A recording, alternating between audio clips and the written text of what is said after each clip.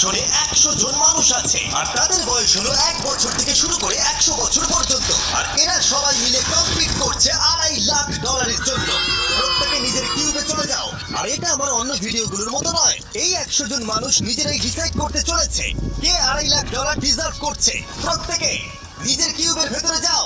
এই চ্যালেঞ্জটা অফিশিয়ালি শুরু হলো। যদি তোমরা এই চ্যালেঞ্জটাকে ছাড়তে চাও তাহলে এই রেড লাইনটাকে টাচ করবে, তাহলেই তোমরা এলিমিনেটেড হয়ে যাবে। কতক্ষণ থাকতে পারবেন এই চ্যালেঞ্জে মনে হচ্ছে? আমি অনেকক্ষণ থাকতে পারবো। দেখি 1 বছরের কম্পিটিটর কি করছে।